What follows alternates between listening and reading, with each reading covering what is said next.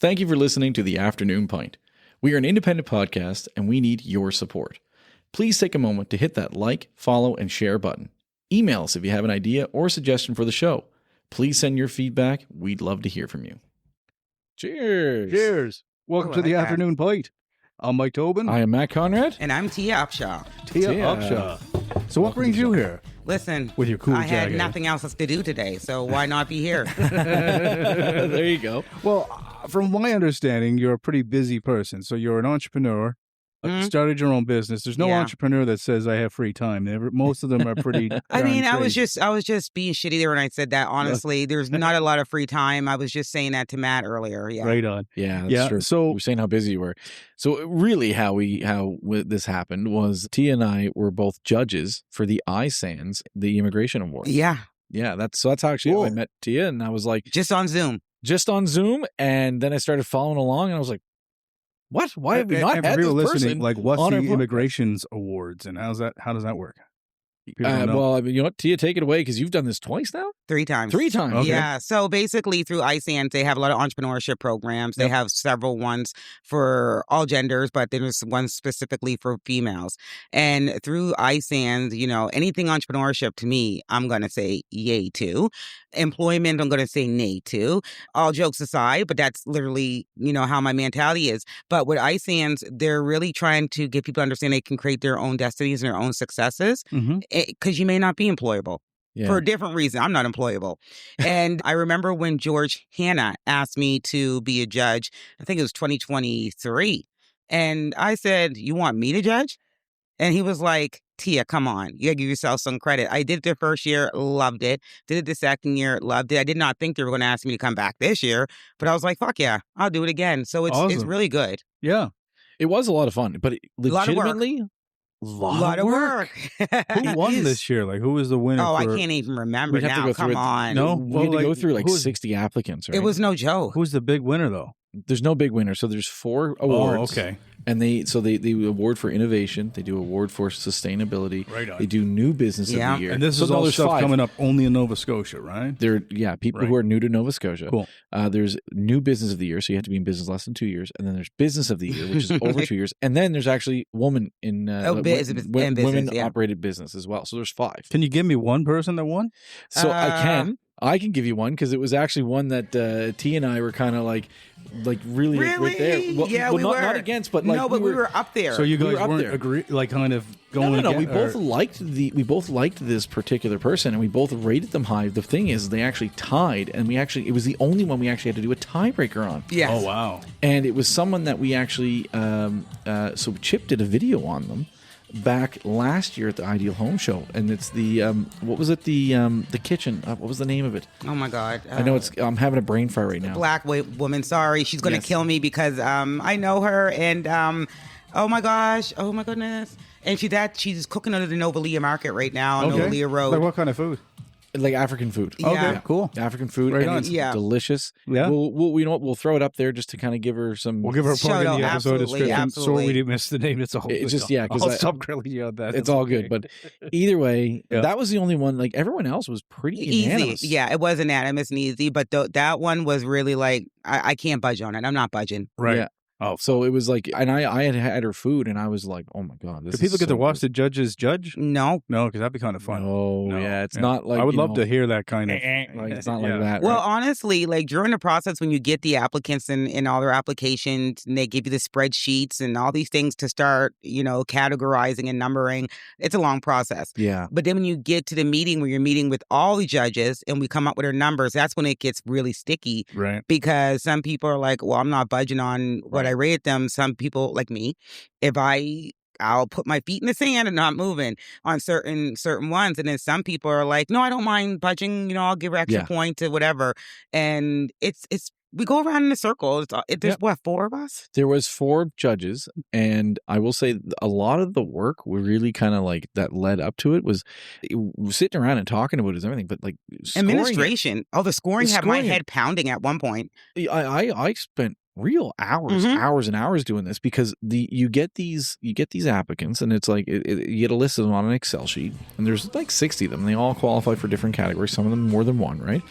And they give you their links to For their social media, that takes up 6 hours. Let's be honest. You got to go and look at them all, and then you got to read their their answers. They're given little short-term answers to the questions. Yeah. Anyway, it takes a lot of time to go through and improv, and then you start going back. I don't know if you did this. Yeah. You read verse 1, and you're like, I don't know, maybe it's just me, but like I read the first one, and I'm like, wow, these people are like, and then you keep going. You're like, no, this one's better than this. Oh my god! And then you're like, oh, I'm not playing fair. I'm not playing fair. It starts getting harder and harder. You have to start grading on a curve after that. Yeah, because the first one, I'm like, oh, they just arrived from Syria and they're doing this business. I'm like, fives everywhere. And then you start realizing, and then like someone else is like, I'm like, well, I gave like fives, and I'm like, this next business is like even more impressive. Yeah. So you're like, I have to bring this one down to a 3 now to put it up. Oh my gosh, it's messy. You should. I'm going to give your name to George Hanna. George was on the show before too. Yeah, that'd be fun. Now, George is a really sweet guy. You definitely, he is honestly. We'll see what's up next year. That could be fun. Yeah. So, back to you, Tia. Yes. So you gave us a little bit there. So. You're an entrepreneur. You're a very busy woman. You are hard to work for others. You wanted to work for yourself, you said. Tell us the story. How did you get there? Where were you in your teens? Getting out of high school, getting into the workforce. What was that like for you? Oh, well, my God, you want me to go back then? Go right back then. I want to hear the I would origin say, in high school, I had 2 kids before I entered high school. Oh, wow. Okay. So I had my first child. How old were you, 12? I was 14. 14, okay. But my son, he'll be 30 soon. I'm 45. Oh, my gosh. Yeah. Yeah, and then I have my daughter who's going to be 27 in 2 weeks before I went to grade 10. Right on. So by the time I was in high school, I had 2 kids, right? Okay. So there wasn't no ambitious Tia, like, I'm going to go finish high school. I need to finish high school. I want to go to university. You're just trying to get through the wage curve. I was just doing what I was doing and just didn't give a damn, really, right? Right. And, during that process, when you become a young mom or a parent, you don't have no education. You don't have a pot to piss in. Yeah. What do you do? When you grow up in low income, what do you do? Yeah. Where'd you grow up? I grew up in Mulgrave Park. Okay. Yeah. Beautiful upbringing, though. Mm-hmm. My grandmother raised me, Evelina Upshaw. If anybody's listening, go Google her name. She did pass away in 2019 from COVID at Northwood. Oh, wow. So there is a class action lawsuit, and she's one of the names in the class action. But anyhow, she raised me well. Like, I was in keyboarding, ice skating. I was on the Dalhousie Trojan swim team. Wow. Like, let me tell you guys. So sorry. So you had these 2 kids, you were stuck, and then you got on the Dalhousie swim team. No, this was beforehand. So okay, you were there as a kid. Yeah, I grew up in it, and even it was low income. My grandmother gave me nothing but the best. So here's the kicker: I was raised in the church forming type of community. We attended Cornwall Street Baptist Church, which is now called New Horizons. Yeah, and that was my upbringing. Like, I was in keyboarding lessons, and I was in swimming lessons, and ice skating. Several times a week, I was going to different things.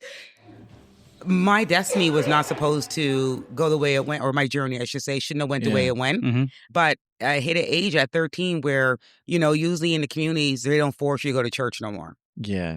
So I didn't have to go to Same with my family, Bible right? You study. Got confirmed, and then you were allowed to make your own decision, right? Is that was the most fucked up thing that's ever happened to me, though. What? Because I was in it and I was loving it. I wasn't bored of it. But then when you give me that option, like, you don't have to go to church every week. You don't have to be in the Bible study. You don't have to be in the children's choir no more. I don't have to get my butt out of bed. I don't have to dress up. I don't have to go to this place anymore. Yeah. Literally. You want to stay home. So I made a decision. Yeah.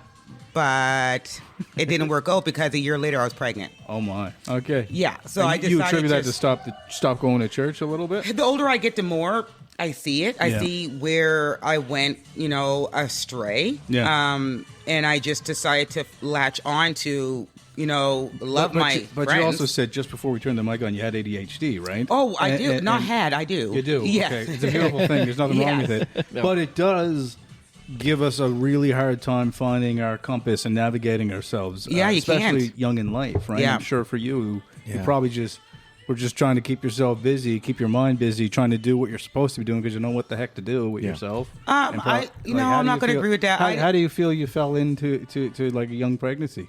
Well, I would say I knew I wasn't doing what I was supposed to do. Right. I wasn't even trying. So you knew. Okay. I was just like, I'm just going to live my life. I'm out here. Like, I'm not going to go to church no more.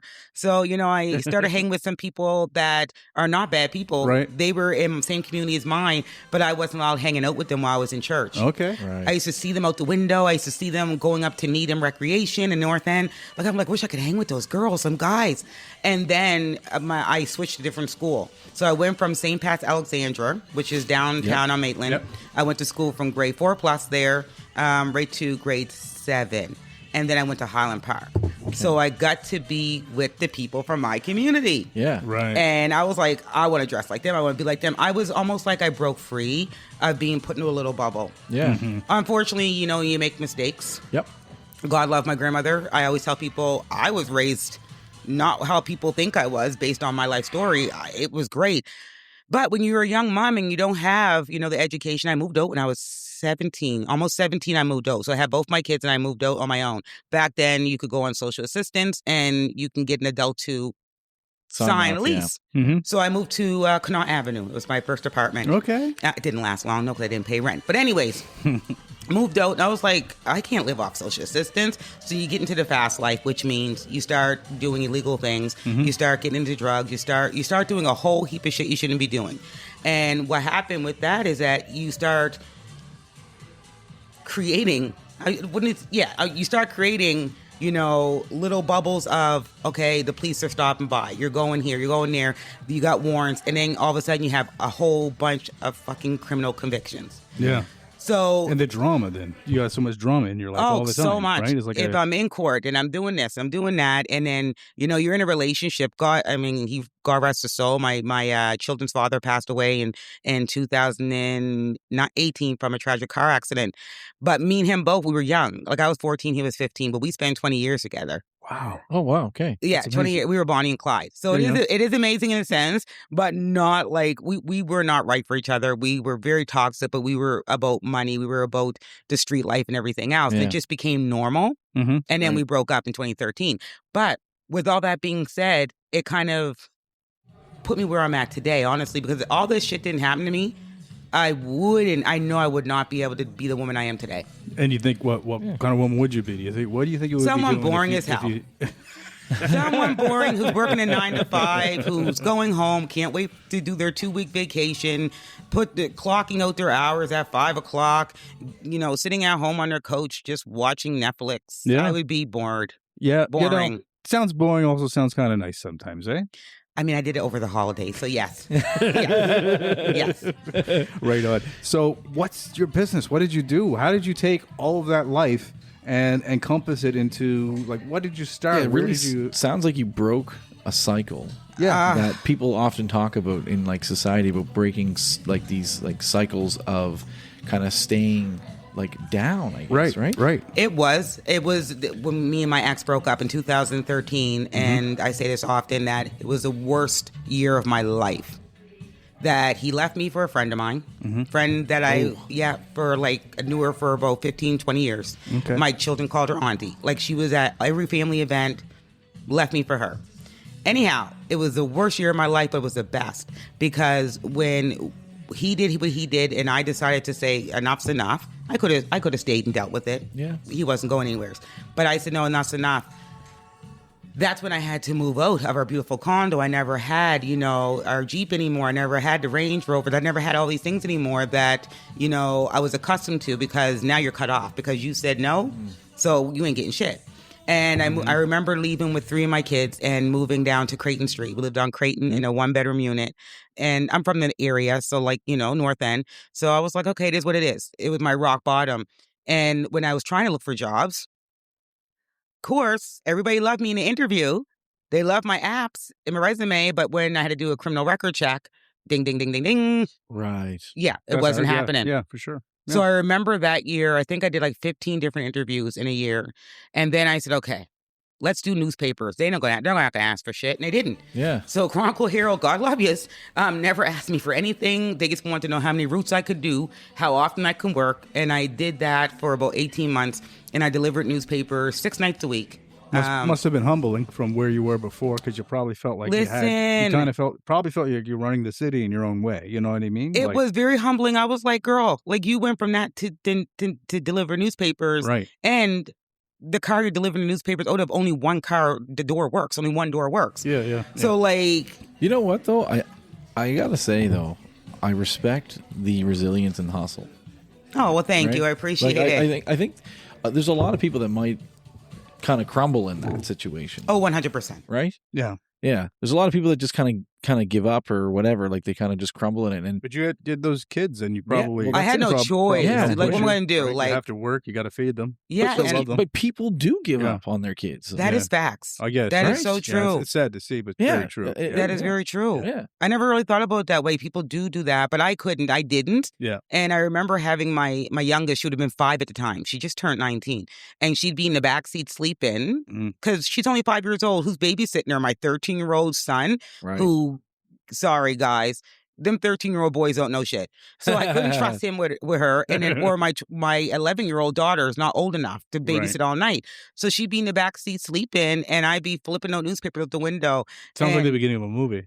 Yeah, listen, okay, so I did a podcast a couple years ago. I'm so pissed off. I really feel that Netflix took my idea. It's called The Maid. It's on Netflix. Okay. Yes. Literally, I talked about my story, and then a year and a half later, about 20 months later, The Maid came out on Netflix. Okay, what's The Maid about? My life. Yeah? Okay. You think The Maid got, ripped you off? I can tell you. I swear, I can't prove it. Okay. I don't have the resources. I'm going to watch it. Watch it and then call me. I am 100% watching it. Yeah. I'm going to watch it. I'm going to let you know. Oh my God. When That's I say crazy. the thing is $50, like I have a memoir out, and I took my last $50 from my child tax benefit and went to the dollar store on Yonge Street. When did The Maid come out? Like 2 years ago now. Okay. And I'm like, so The Maid went to the dollar store too and got dollar store supplies? Like, okay, I'm just saying, guys, I'm just saying. Yeah. But that's how it all started. I mean, that's where all broke people go for supplies, is the dollar store. I mean, to start a cleaning company, though, no. Well, most of them don't. They go to Walmart. Yeah, I guess Walmart. Yeah. That's true. Walmart, dollar store. So, so you started a cleaning company. Yes, I did. That's all I knew how to do. So basically you went and said, like, okay, no one will hire me. I will create a job for myself. I didn't even put it in that sense because, again, I didn't have the education to understand what I was doing. I just knew I had to make money and hustle real hard. Right. So I went to a place that I grew up around, but I was never really welcome there, or we were told growing up, you don't go up to that area. Yeah. Halifax Hydrostone. It's much different than was it 90s compared to what it's now? Yeah. And growing up, we never went up there. You never seen black people up there because it just was out of our league. So I said, well, I was raised that way, and you don't go up there. Well, they must have money. So let me go to the Halifax Hydrostone and start knocking on some goddamn doors. Brilliant. And that's what I did. I literally did that, and it started working. Yeah. But mind you, I was getting stung because I was like doing cleans that took 7 hours, and I'll be getting $60 for it. Yeah. But my kids would get a slice of pizza and a pop that night and a bag of chips. Yeah. They got their bus fare for the school tomorrow. And you had to kind of figure it out, too. I did. Figure out how to do it. I think that's normal in any business. Like when you're trying to figure out how to price things, you don't really know. You don't know. No one tells you. Yeah, exactly. Advertising, like advertising, show, yeah. like what do you charge for a spot to advertise? Exactly. You don't know. You don't know. You kind of get in the industry a little bit. You play around with it. You learn how it works. It's facts, Yeah. like so true. Yeah. But it worked. It worked out for me. You know, within 18 months, I would say I had to bring on another lady, Jamaican woman. Her name's Garnett Reed. Yeah. And if you guys are into food, you go over to the Alderney Landing, and she has her food business there. It's called Island Cuisine. Okay. And she's Jamaican. Oh, so I think I've had this. yeah, absolutely. Yes. So she was with me for years. Nice. And she helped me build the business. And, you know, she was an immigrant. She never had her PR, but we figured it out. And now she has her PR. Now she's here. She has her own business. She is not a cleaner no more. Yeah. Love Garnett. Shout out to Garnett because she really helped me boost that business. And then, you know, you fast forward before the pandemic, I was at 18 full-time cleaners, 184 residential clients. Wow. We had over 50 commercial clients. Steak and Stein, God, the rest of their soul are gone. Geez, yeah. We had Boston Pizza. I was just hitting like every opportunity I could. It was just growing. Brilliant. But, you know, when that happens, right, you don't really know the back end, and then you get like the CRA coming after you, and then you get labor standards at your door. You're like, they're contractors. They're like, no, the minute you give them a vacuum or tell them where they have to be at what time, or they're wearing your T-shirt with your logo on it, they are employees. Yeah, that's right. Well, who? Yeah. You weren't around to educate me. No. I just was a contractor before, so. I never knew. I gave them a contract. We all signed it. Carpenter, yeah, kind of deal. Yeah. Listen. John Mann gave us advice, not that long ago. Oh, yeah, but taxes. Pay your taxes. Yeah. I say to anybody, if you don't do anything else, If you don't do anything else, pay your fucking taxes, because The when they audit you, do a Yeah. forensic audit, everything gets shut down. And especially if you're a sole proprietor, if you get child tax benefits, if you get anything for your children, all accounts are shut down. So if you're not going to pay your taxes, at least be incorporated, so they come after the assets from the incorporation, not your Right. personal. Right.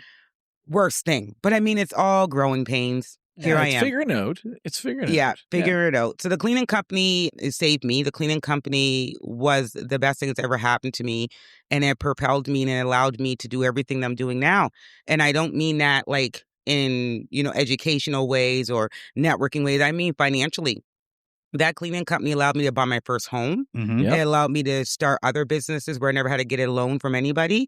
I took $200,000 from the company and I literally invested it in Start Black Women in Excellence in 2020. Yeah, we were going to Amazing. talk about So Yeah. that little cleaning company changed my whole world. And now my oldest daughter, she owns it. She rebranded it, but I passed it down to her in 2023. When I generate the Wow. 1 that. million, Oh, really? yeah, I passed it down to her. Oh, And cool. yeah, no, So what's it called? it's called Frontline Cleaning now. Frontline cleaning. Now. Cool. Okay. Yeah, Very cool. it is. Is that what she's going to continue to call it? That Frontline cleaning? no, it was called when I first started the business, it was called Before and After Cleaning. Okay. Then I rebranded it 3 years later to Top Notch. Okay. And then before I passed it down to her, it was Top Notch. And now she calls it Frontline Cleaning after Frontline her Cleaning. late father's Great name. dump trucking company. Yeah. What a Very cool. what a cool thing to be able to hand off to your kids. I though, never right? thought I would be able to. Someone Right? like me. Yeah. Yeah. Like she's good. Like she had her own business before that too. She had luxury chocolate bombs, so she was selling vegan chocolate bombs. Wow. And how old is she again? She's 27 Good for soon. her. But That's my amazing. 19-year-old has a business too since she was 13. And what's that? Wow. Lashes. I have them on now. Okay. Yeah, our business called Lash Game. That's amazing. Lash game. Yeah. Okay. Gosh, so if the kids are listening, I don't know if kids are listening to the show, but I don't know. Yeah, I that's don't the know if kind of stuff I like to You know what? like young people to hear about. Is it's cool if starting this- kids are starting them listening, young. but like also parents when you're listening, like Yeah. Kids are watching. Yeah. They literally are. That's why, I mean, my son, been in and out of jail for some time. So he never got a chance to watch me kind of go through this motion. Mm-hmm. But my two daughters have. So they've seen where it can really propel you. Yeah. And they've been watching every move where they're pretty cool. Like they know what they're doing with their businesses. If you ask them Right. what's your unique value proposition, both of them can tell you. okay, amazing, Yeah. amazing. And, So cool. and your oldest son, do you think he's going to try to get into a business? thing I want him himself, to. or I do want him what's his, to. what's his ambitions?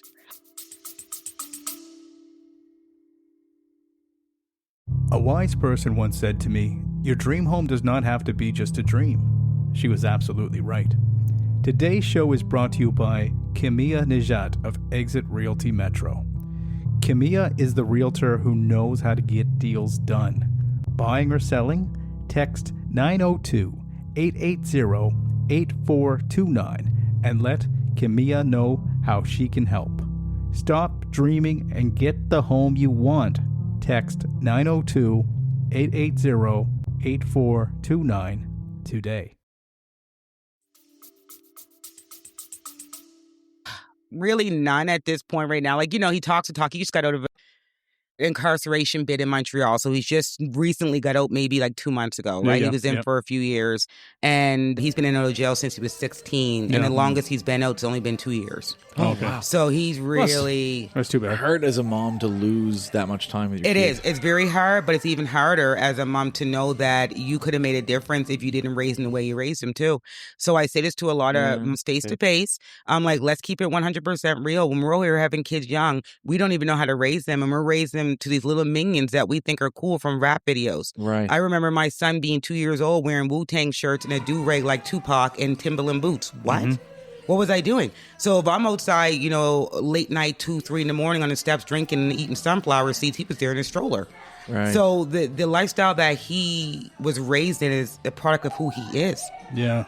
It honestly is. I was 14 years old. Like, Yeah. so it is sad. So I have to take accountability for it, which I do. And, he's like, Mom, I never held anything against you. Like, it is what it is. And let's Wu-Tang is for the children. Right? We gotta be Listen, real. I loved it. I mean, they're my You know what, favorite. I was gonna make a old joke dirty when you were bastards, like one of my describing the favorite outfit. people in the world. Like I literally love the Wu-Tang. My partner, Andrea, if she's listening, we met because I was impressed.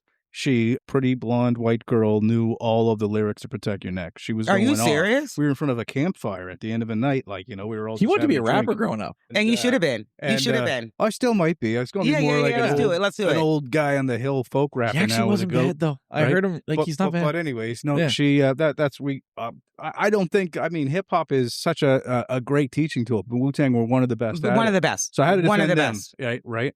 Tupac is up for debate. I love Tupac too. I mean, but he was a little hypocritical. But he was also so young. He died so young, so he didn't have time to really flourish. I think he would have went a different direction if he would have had time. Gosh. Had some cool messaging. I think though. if he was alive now, he would have had like 9 books published because he was a smart dude, very smart, very lyrical, very well-rounded. Yeah, just with the wrong shit. Like, he was just kind of about the wrong thing for a minute there before he passed. You got caught up in the hype. Yeah, exactly. Yeah. Caught up in his own hype. Right? Yeah, he wasn't being true to himself, I don't think. I was just watching The Reckoning. Everybody. Yeah, and I watched it and was really talking about Puffy or P. Diddy. I call him Puffy because that's what he was called. Bad Boys. Yeah.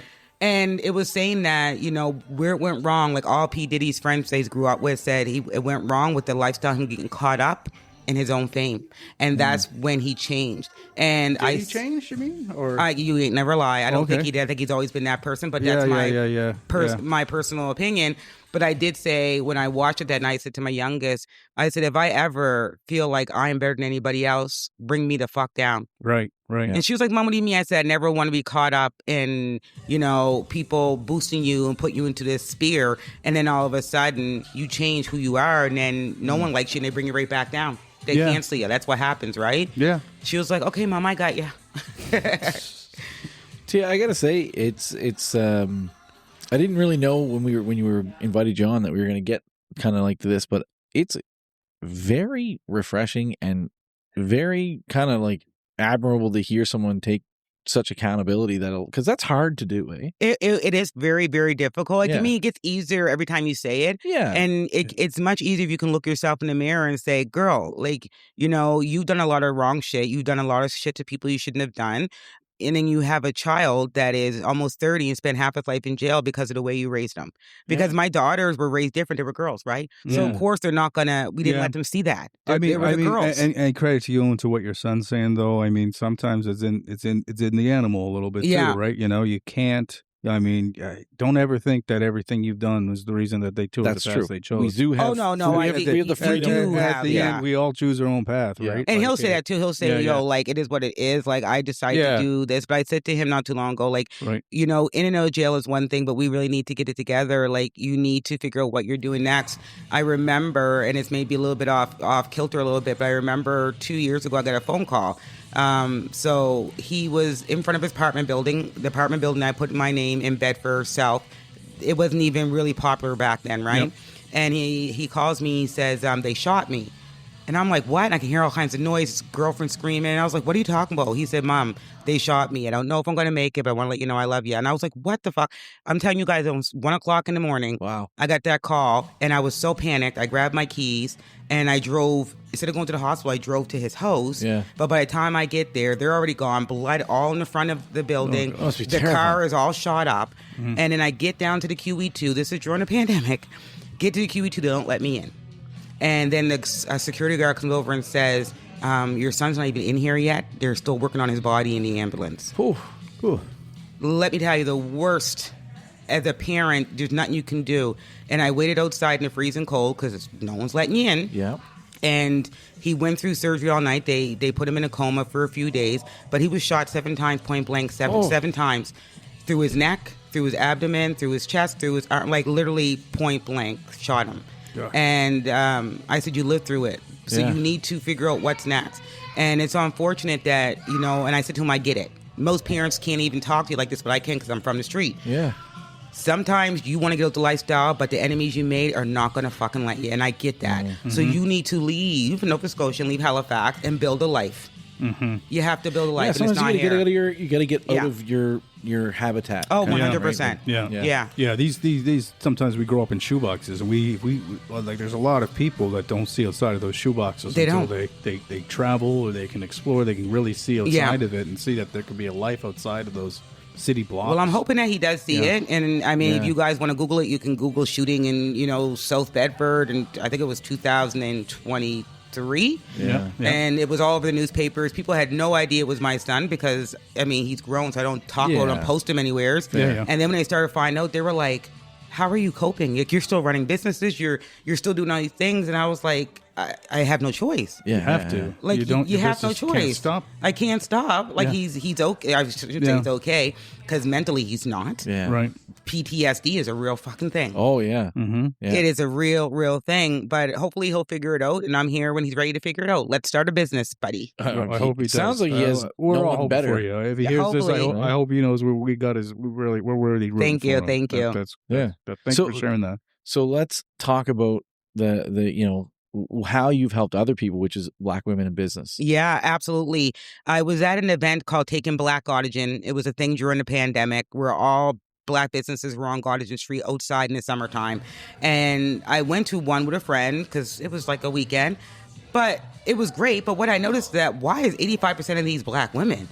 And how is it most of them? I fucking know. Yeah. Like, I mean, You didn't personally, know them? I did. Oh, you did know. I didn't know they had businesses, though. Oh, my gosh. Okay. So at this time, I have Airbnbs because I was renting from a gentleman named Ron Lovett. And, I had 8 Airbnbs renting out. I had the cleaning company doing marvelous. I have a lipstick line at the same time. All these 3 businesses are running. And how is it that I didn't know that these women have businesses? So I took their cards and say, congratulations and, bought a couple of things. But then I go home and I email them all or I DM them on Facebook. And I'm like, is this a business because of the pandemic? Because, side hustle. Yeah. Or are you really looking to do a business? I'm just curious. And they were like, girl, now who the fuck's going to believe I got a business? Or I don't got the education and my credit's too bad. I can't run no business. Look at me. I'm from, UNIAC. I can't run a business. So I said to my fiance, I said, babe, I want to start something to support women. And he was like, as long as it's not another business. Because, we have a lot going on right now. Going on, yeah. He said, as long as it's not another business, cool, do what you have to do. I mean, fast forward, it's, non-for-profit is like 5 businesses in one. Geez, yeah. So, babe, if you're listening, I'm so sorry. And I decided to, start it with a little group. It was just a couple of women that would get together every month to talk about the bullshit of being Black and not having access to mentorship, resources, funding, nothing. Right? Yeah. And it surely grew into a non-for-profit with a full board. And then Amazing. I just said, you know what, fuck it. Let me take $200,000. Again, sorry, babe. He was so annoyed when I did that because I didn't tell him when I did it, but I just did it. And I said, I'm going to invest to validate through, programming, surveys. I want to do community engagement through all the 52 Black communities across Nova Scotia. I need to find out what the needs are, the problems are for Black women. There's 52 Black communities across Nova Scotia? Historically, yeah, 52. Now there's really 48 because they're getting smaller and smaller. Still a lot of Black communities. 100%. People don't realize They that. don't. Yeah, wow. And I did it. And I mean, we just celebrated 5 years and I couldn't be more prouder. Cheers on that. Cheers on that, yeah. Cheers. There you go. Thank That's you. beautiful. Yeah. Good for you. Thank you. That's amazing. Wow.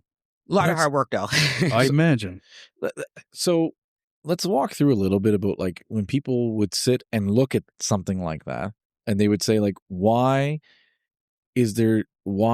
do Black women need something specific for them to help them out? What's holding them back? I love that question. Right. And the reason, what I would say to anybody sitting across the room or on Zoom is that there is a totem pole. You have a white male, you have white female, you have Indigenous male, you have Indigenous female, and then you have Black male and you have Black female. We are always at the bottom. And data shows in Canada and the U.S., but more so Canada, that Black women are the highest unprotected class as a human. God. As Black and women. What is that? Just because no one gives a shit. People talk about diversity. I'm like, yo, your diversity is not my diversity. Or they talk about femininity, or they talk about women's rights. And I'm like, when that movement happened. Can I ask you a question about diversity? And this is something that I've been thinking about a lot. I don't even know how to ask the question right. Oh, ask it. I feel sometimes with diversity, the biggest problem I see is that they leave the last issue behind without resolve before moving on to the every next time, one, every right? time, every when time. I think of I was thinking about this real recently. It was about someone was talking about DEI and they're talking about a hyphen in their name, and my brain, like my animal brain, is like, what's the fuck about a hyphen in your name? Why? Like, not to be rude, but it's like, I might say your name wrong. That doesn't mean I don't respect you. And I do it all the time, right? Or whatever. But like, I can personally attest that he screws everybody's name up, so it's just what it is. And I love everyone. Oh no, I say it all the he time. hasn't called you like Tara now. But at the same time, it's like we just jump issues and we get more and more minuscule on trying to solve equations. Of, I do believe in equality for all. I believe everyone should be their best version of themselves. I fully agree with DEI programs. Yes. Right? Be their true self. But like, Fred, we don't go back and fix the things we're talking about in the 90s, right? 80s. Let's go back to the 80s. And it's true, because that's why I said to someone not too long ago, and I talked about the women's movement when that happened. Black women were not a part of that. Right. We were not a part of that. Right. So yes. if we're talking about your diversity, because you have women who are on boards now, they're all white women. Mm-hmm. Yeah, we're not talking about women that look like me, from low income, criminal records, have children at a young age. Right. Who, I mean, look at me today. Like people and look, say. Look, you have I think 2 kids, 3 kids with a business now. Mine are 3 kids. They're 3, and I have my consultancy agency, my coaching company, my TV show. I have several books. Yeah. I teach at universities. I create curriculum for NSCC. The list goes on. And your children are doing better as well. 100%. Because you found this way. They are. You found a way, right? So amazing. And I think it's important too that like we should as a society also want everyone to do well, right? It's a no-brainer. We talk about like people with criminal records and things, and it's like you should want those people to do well when they come. No, they don't. Did you ever watch that? They should though, because but here's the problem. The prisons are institutions pretty well. They are, but they're not. If for anyone who's never heard this before, and when they listen to what I'm going to say, if you've never heard this before, is that we don't want people coming out of prison without options to get on with their life, because then they just go back to crime. Right. If we can find a way to get them back into the system and create people who are contributing to society, everyone wins. Just like, they win, we win. It's like joining ICE or being a Trump supporter. They'll let in anybody, right? It's so true. You know what I mean, though? Like, that's the thing. Then that's crime, right? You can't. It's all about the reoffending too. Right. Like I remember, I was at Sobeys on Heron Cove. Now I live in the area, and I looked across the street and I seen Halifax probation, and I said, I wonder if my old probation officer still fucking works there. Greg Sullivan. Shout out to Greg. And I went and I said, you're dropping a lot of names, I noticed. Oh, I'm okay with that. Okay, cool. I hope they are. Well, no, listen, Greg, all good? Greg will be. Good. I went over to, he wouldn't be able to say it because confidentiality, but I can. Yes, okay, right. cool. I went across the street. I says, Greg Sullivan still work here? And they were like, yeah, who are you? And I was like, Tia Upshaw. And she was like, hold on, let me see if he's available. And he comes out. And I was like, hi, Greg. And he was like, I've been following you. And he said, I told you, you were not that person. I couldn't believe when your file came to me that you had so many pieces of yourself, Tia, that didn't match this criminal record. Right. And you kept reoffending. And he said, seeing you where you're at now, he said, I seen you on, Tuesdays with Tia. And I was like, this is fucking crazy. Like, this girl, was in front of me on probation for 3 years, wearing ankle bracelets, all these things. And now she is doing this. So, you're able to, if there's an option, right? Mm-hmm. If there's an option and there's supports not based on what your parole officer or probation officer says, but based on your passions, that's why I'm so big on entrepreneurship, because I believe that there's not only one way to success. And a lot of the systems built it where if you're not in school, you don't go get a full-time job, we can't parole you out, we can't probation you out, or you're going to reoffend. You're forcing people to get jobs they don't like just to get out to see their families. Mm-hmm. It's bullshit. Yeah. It's a game that the system has. So most recently, I finally got into do some work in Nova Penitentiary for Women. It's in Truro, and I was up there December 18th. Oh, good for you. And that's amazing. Of course, I was nervous of anything trauma, like this way it smells in there. Yeah. Doors shutting, they have a certain sound. And, the first probably 20 minutes I was kind of eerie. But after I started talking to the women, I was like, this is where I'm supposed to be. Yeah. So I'm introducing entrepreneurship to them. Amazing. It doesn't have to be this traditional job. If you have a passion and a purpose, we can turn it into a stream of revenue.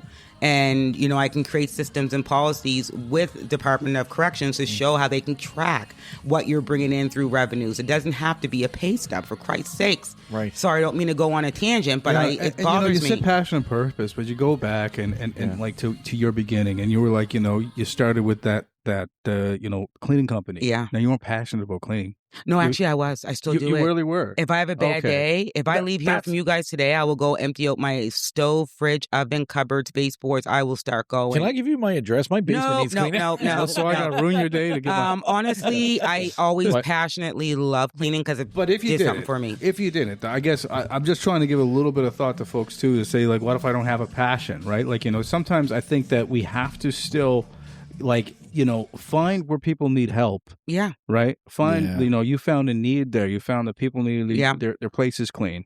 But you can do that in a million ways from Sunday. So if you're in the prison system and you're saying, well, geez, I don't have a passion, I don't have anything I care about. Well, find a way where you can help other people. Maybe it's by making food, or maybe it's by building something. There was a girl that wants to do a gym. She was like, I like working out. And I was like, do you find that your friends do? She said they do. They don't know how to. Yeah. And I said, well, why don't you get out and let's try to do that? Yeah. That's brilliant. But I mean, that's the thing, though, is I think, like, you know, so Tia, like you said you were passionate about cleaning because that helps you with, like, kind of ADHD. Yeah. And then It helps whatever, me focus. processing things, whatever. But I think you still need to be passionate about whatever you choose to do. But you need to create that passion, sure, right? And whatever it may be. Now, if you said, like, straight up, if you were like, hey, you know what? Yeah, cleaning wasn't my passion, but it sounds like your kids were. Yeah, absolutely. There's something. There's a connection somewhere. Right? Yeah, something there is like, you need to create something where it's like, I'm doing it for this. Absolutely. Whatever your raison d'être is, what it would be, like my reason for being. Okay, right? Raison. Say that again. Raison d'être sounds cool. It sounds real cool. Yeah. So your reason for being is that's what you need to do. Go out there, find your raison d'être, and that's what you focus on. Absolutely. Yeah. And it works. And it works. So you do business training and coaching. Yes. I actually just started separating. So what happens, and if anybody's listening who's in business and they do impact work and then they do, you know, at cost work, they understand exactly what I'm saying. You know, I was labeled with Black Women in Excellence for 5 years of affordability, you know, free services, free supports. So everything I was offering, you know, anybody can have access to it. Then when I started, you know, my consultation company and coaching, it took people a minute to realize, number one, the businesses don't just work with Black women. I work with anybody. Like, if you can afford to pay me to coach you in business, I don't care if you're a dog off of a Simpsons. I got you. I actually like what you said online just this week about how you talked about people, like, kind of kicking tires and wasting your time. Oh my God, that was really good advice. I share it with. Oh my goodness, really good advice. That one was about, can we just normalize not wanting to do meetings and just send a damn fucking email? Like, why do we have to? And also, you were talking about, like, mentorship versus, like, and knowing your worth. Coaching. Yes, because a lot of people. That was just yesterday. Man. That was just yesterday. There you go. Yes, there was a lady who reached out to me, and I'm so used to this happening. So she was like, I'm looking for mentorship. And I said, I don't offer mentorship anymore. I've given, you know, thousands of hours over 5 years. I don't do it anymore. I have coaching. And if you want to book a, you know, discovery call, you have to go to my website. It will prompt them to go to PayPal and pay just for the call. Yeah. And I was like, as soon as I sent it, I was like, oh, she's going to be like, nope, can't afford it or whatever. If it was free, they would listen. But if it's not, sure enough, though, she did book her INA call, paid the $99 to talk to me for 47 minutes. And then I followed up, and now she's on a coaching package with me for 90 days coaching. Cool. And this is where you have to really start embedding this concept to people, because you have to understand that if you give everything away for free, you're going to burn out. Yeah. You will burn out. I've witnessed it. I've done it. I've been there. Yep. And sometimes people need to have that, you know, Matt or T, like, we're not reachable to everybody. They need to see that little bit of sparkle on us, like, I wonder if. You have to not be attainable for everybody to have access to. Access denied. That's key, actually. Like, I've even in my with, you know, as a manager in my teams, I've often said with people, it's like, you don't always want to be so easily accessible. Nope, you don't. Because if you're so easily accessible all the time, there is something subconscious that goes on in your brain that goes like, why are they always available? Yeah, don't make no sense. Does nobody want to work with them? Exactly. But if you say like, hey, you know what, I'm really busy, I can get to you in a week, subconsciously, something in your brain goes, oh, geez, they're busy. Like, the most popular restaurant in the city is the one you can't get reservations for. Listen, you're begging to get in. Yeah. Right, but I will say to people who are busy, you built that busyness based on what you just said, Matt. It works. Yeah. Yeah. No, it's true. So I thought that was really valuable information because some people have a hard time, again, putting prices on things. Oh, I used to when I didn't know. Time, I should say. Now I have no problem if someone asks me what my prices are. I have no problem with standing on it, looking them right in their face and telling them because I know my worth. Right. And I'm trying to get other, women in business, not just Black women, but women in general in business because women are struggling with that. Right. They will say, oh, send me an email because they feel more comfortable hitting send from a button and saying to someone right to their face what their price point is. Right. And I'm like, what is going on in this landscape, right? Yeah. Because we concentrate so much on the impact, because that's how society has it now. Impact, passion over revenue, and profits. What's it? Purpose over profits, right? Yeah. So now when we talk about money, it becomes like a faux pas where, oh my God, like you shouldn't be doing that. Like, what about what's really going on in society? I'm like, how the fuck do you think businesses survive? How do you think the economy is growing? Like there is a fine line, If you want affordability, you want impact, you want to offer that as an individual, start a non-for-profit or a social enterprise. Mm-hmm. That's what I tell people. If you're looking to generate revenue, you got to change that mindset because it's not going to work with the way you're trying to do it. Yeah. Love that. I love that. Yeah. I really appreciate that because the thing is too. It's like think about those big businesses. They're taking your money, right? And it was a small business that will get picked on when they go asking for. It doesn't make sense, right? Yep. It's a real misnomer. It always happens. Yep. Like if you think about it. Or TELUS double bills you never say the CEO's name of TELUS Mobility or president. You always go TELUS. But if a small business says you want to go after the person who started it, personally.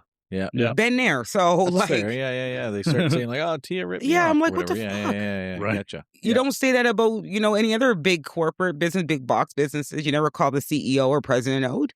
Yeah. Drives me nuts. That's honestly why I say they're, the higher you go up in the chain, the more irrelevant you actually are. Yeah, absolutely. Well, before we run out of time, what are you looking forward to in 2026? Before we got some fun questions here. Well, we have some fun questions, but I just want to do one quick shout out before she does 2026 because you did. Well, shout out to because the fact she's on CTV. Oh yeah. How did you land a role on CTV? Okay. It was pure. Just I don't know what the fuck happened, but I was there to speak for the credit union. I was speaking about women and money. Credit union wanted me to come on with them because I have no problem with talking about money and how much I make every year. Okay. So they want more women to be like that and be educated on their finances. And then Liz came, Rigney. Liz Rigney, okay. Yeah, so she came in the green room and was like, hi. And I'm like, hi. She said, you know me? I was like, well, everybody knows Liz. I don't know her personally, but everybody, you've been around for ages, girl. She looks good, though, by the way. She works till every morning. She looks real freaking good. She could sing, too. Like, listen, so I've done a couple of events with her emceeing. But anyhow. Yeah. She said, how would you like to have a TV show on here? And I was like, girl, who is listening to me? I don't know. I don't have nothing in journalism. Like, I'm just Tia. And she was like, we watch you from the camera room. Like, you do well on TV, like your personality. And I was like, okay. She was like, we can even call it like something with Tia. And I was like, okay, I'll send you an email. And I sent her an email a couple days later. She responded the same day. And then we started talking and we came up with Tuesdays with Tia. And now we're past 2 years of me doing it. That's Congratulations. Awesome. That's Thank amazing. you. Yeah. And I absolutely love it. I love the businesses I brought on. I know you guys recently just did a little application. He told me. I was like, okay, sure. Yeah. That'd be fun. Yeah. It is fun, right? Can we bring beer on the show? CTV ain't about that. We'll bring non-alcoholic beer. I can't even drop an F-bomb. No, but we'll bring non-alcoholic beer. That should be fun. Yeah, that should be. It's like a drink. Yeah, exactly. Just take a gums before I go in there. Yeah, your mint right there on the table. Yeah. So that is a good thing to have that opportunity. Yeah. So now we can go to the what's next. Oh, yeah. So before we get into our fun 10 questions, like, what are you most looking forward to in 2026 for you? Taking everything that people said I couldn't.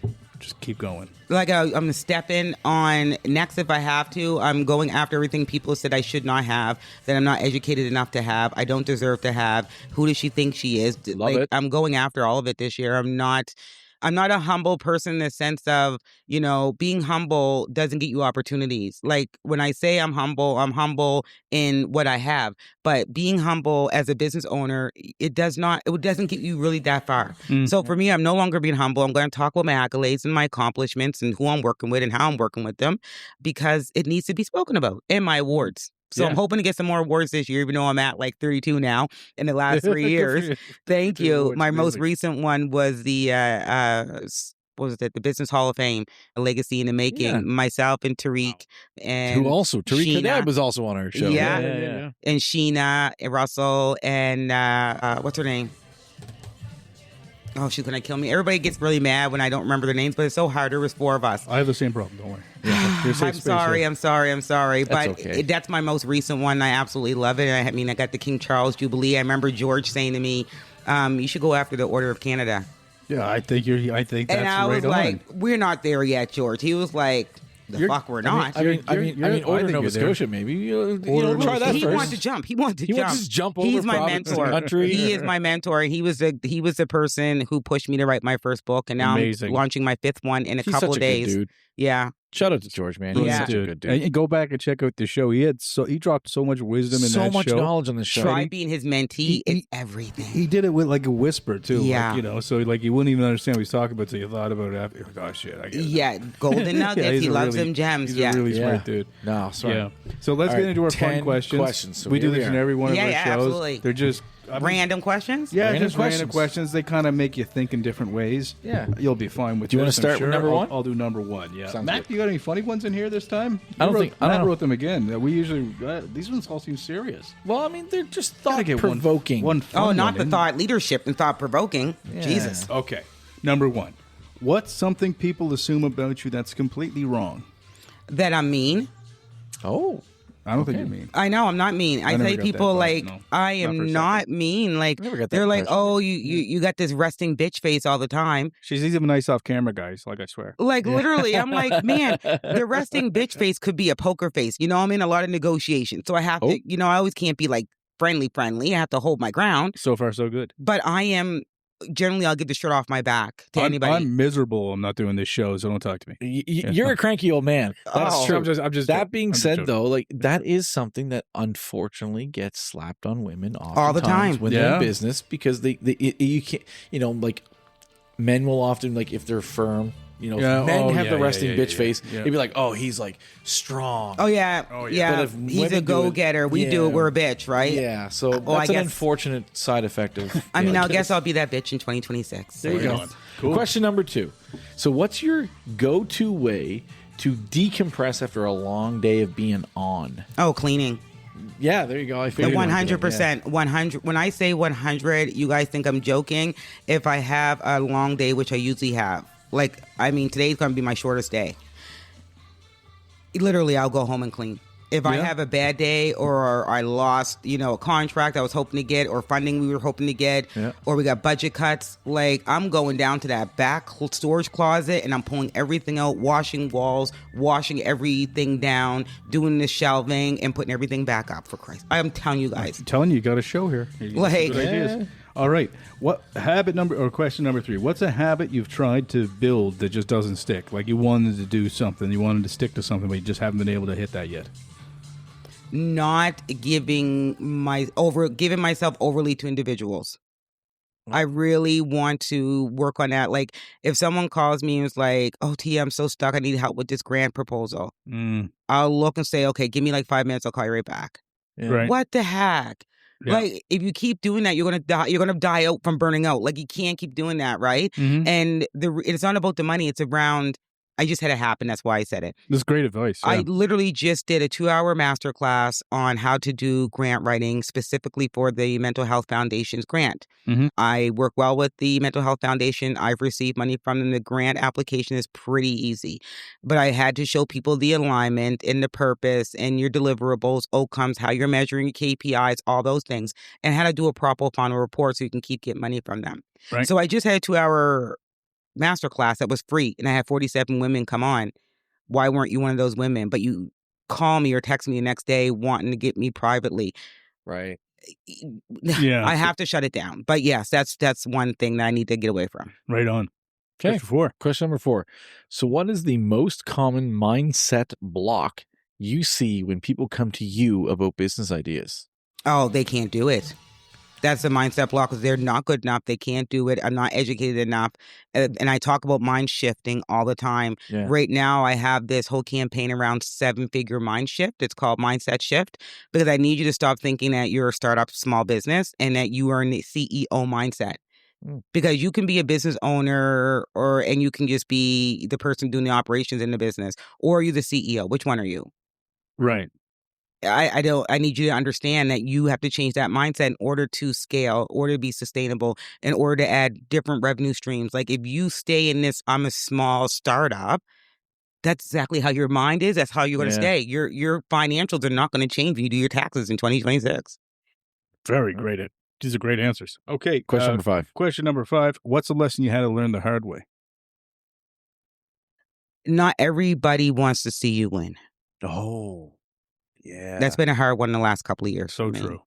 I really thought that Yeah. people that I really thought would want to see me win haven't. Yeah. And they want to see you do good, but never better than them. And it's a hard hit, man. I'm telling you, it really almost broke my heart in the sense as a human that like I would give my shirt off my back to help you. But your silence, I think I did a post. Were you on my Facebook by then, Matt? I did a post about the silence is speaking louder than anything right now. Yeah. Yeah. I remember this. And it's around the same thing. Like, wow. Like this silence is telling me exactly what I need to know. Right. You know what? Denzel Washington said something about that, about how like successful people don't punch down. Yes. Right? It's the people who are not, who in their eyes don't feel they're as successful as you. Yeah. Try to tear you down. Yeah. Yeah. Question number 6. So do you think leadership can actually be taught, or is it something that people just naturally grow into? I don't believe now, Acadia Don't Kill Me or NSCC or your St. Mary's, I do not believe leadership can be taught. I don't think entrepreneurship can be taught, even though there's programs around it. It's either you have it, being an entrepreneur, it has to be ingrained in your blood, your values, your ethics, your integrity. You have to be about entrepreneurship in order to be a successful entrepreneur. Can't be taught. Now, some of the foundation and tools that help you as an entrepreneur, yes, but if you don't got it, you don't got it. Leadership is the exact same thing. Like if I didn't even know I was a leader until I received, I think it was some leadership award through NSCC, I think it was. And I was like, oh, leader. No, it was actually the Halifax Chamber Awards. Business Leader of the Year. I was the first Black woman in their history to ever receive that nomination. And I was like, oh, you guys think I'm a leader? And then I started looking at what the terminology and what the meaning of leader is. And I was like, oh, sure am. But I've been this way since I was a kid. Yeah. The resiliency in who I am, I've been this way. And, I may be put back a step, but not 5 steps. I'm always going to come back. Mm-hmm. And that's around leadership. So no, it can't be. It can't be. All right. Gotta have it. Question number 7. Over to you there, Tobin, I think. What album could you listen to over and over again and never get sick of? From any time. Oh my goodness, that's a hard one. Oh. Or maybe what? CD that's still, or CD or whatever you want to call it. We were talking about our love of the 90s. I hope Rain Falls, TLC. Oh, there you go. Okay. Listen, I think I'm a part Don't of Go Chasing Waterfalls. That one? Yeah. Right? Like, Creep? I could be... Creep's on that one? Yeah. Okay, I remember that one. I had that when I was a kid. Come on. Yeah. Like, every song on that at CD back then. Yeah. I thought I was a part of the group. Yeah. Like, yeah. Amazing. I could probably still rap Lisa Left Eye Lopez, but I won't do that right now. No, I would like you to do it. I would like you to do it. If these were real beers, it probably would have just happened. There you go. We're going to do a karaoke night. Oh my God, let me know. I just said to my fiance when I come down to visit, I'm going to do karaoke. He was like, what? I said, I'm just going to do it for fun. He was like, oh my God. Like, oh my God. I love karaoke. I will literally go on tour. I love karaoke. I think it's fun to do. I know I can't sing. That's the fun of it. And certain songs, like I shouldn't even know the words, but certain songs I hear. I went to the Nelly and Ja Rule concert with my youngest daughter. Yeah. I was in the front. Like I'm not going to go in the back. So I was in the front. And let me tell you guys, I lost my voice. I knew every fucking song. My daughter was like, Mom, you're going hard. Like I was like, can't believe I know this song. So there's things like that. Let me do karaoke with you guys, and we're going on tour. That'd be fun. Question number 8. So what would your last meal be?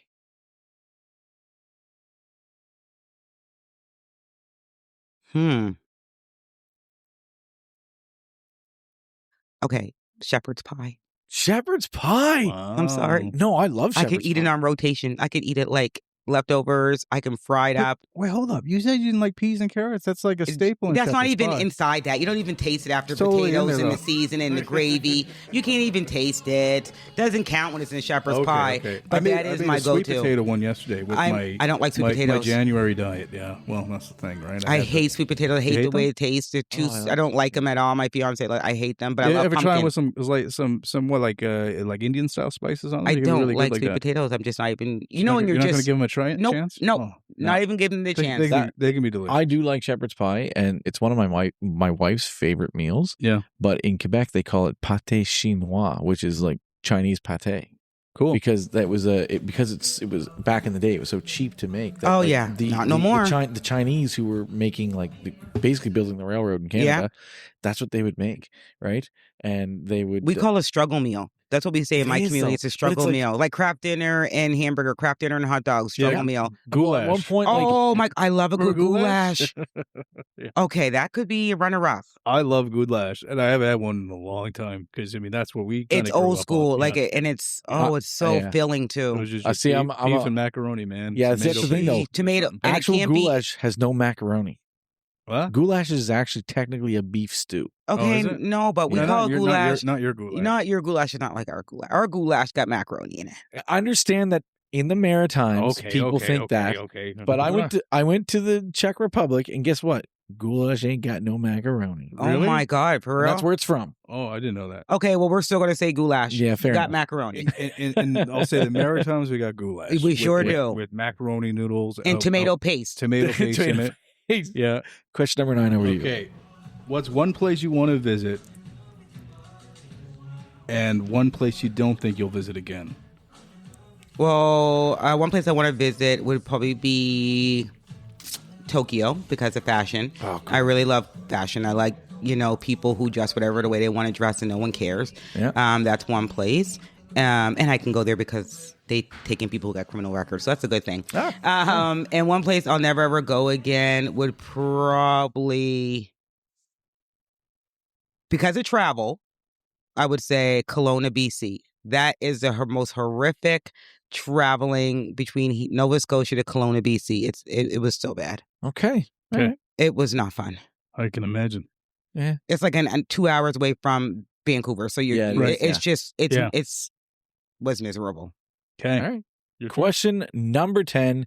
And you know what? We kind of hit on this a little bit.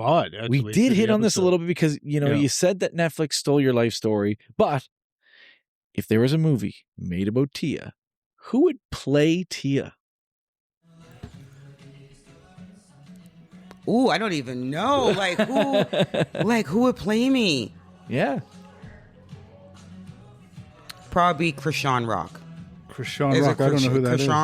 I call her Krishan Rock, but it's Krishan. The listeners probably would know. She's been in and out of jail. She's a media person. Into rap. She just got, jumped by a few girls. Go on social. Yeah, I will. I'll have to look it up. Krishan. Yeah. Is she an actor? No, she's no. not. Like who's going to play you as an actor? Is the question, though? Like an actress that someone would know that would play you. If she was a little bit heavier, I think Angela Bassett could do a real fucking good job. Oh, I mean, Angela Bassett could do anything. No, but I think for me, she can play it. I think if she was a little bit thicker. Yes, absolutely.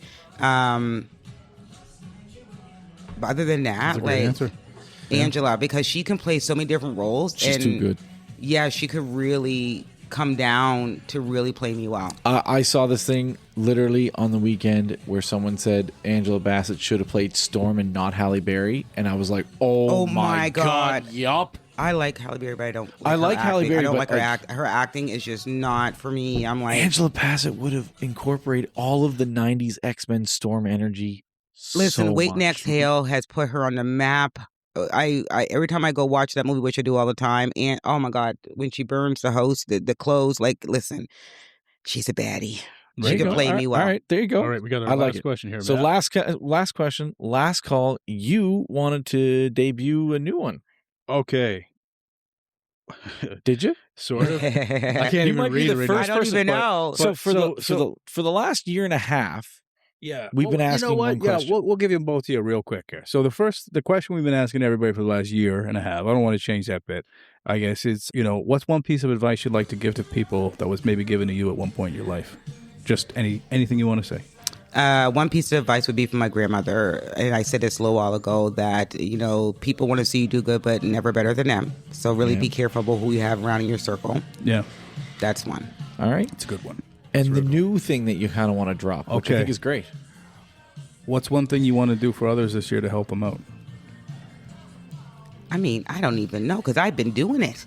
Like, literally. I actually said to him, you're the perfect person to ask this first question to. I mean, I guess, I kind of want to get into the question of how are we going to help out other people this year? Because, I mean, this is a year we see what's going on in the world these days, and we see a lot of people just not helping others anymore. It's just being angry with others. And what's one thing you're going to do to kind of help people out this year? I would say we're going to keep doing what I've done.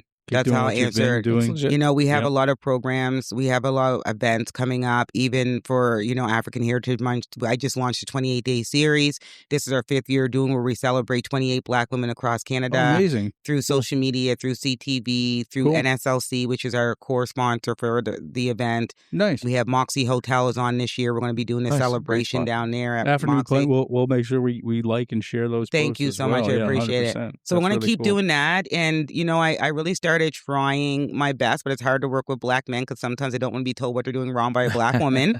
But I really want to get into, supporting Black men in entrepreneurship. No one's doing it right now. No one's doing it per se. So, 100%. That's cool. Well, it was an honor having a chat with you. Absolutely. It was such a chat. It was great. So great. Thank you. We hope to talk to you again. Take care. Absolutely. Thanks, guys. Thank you.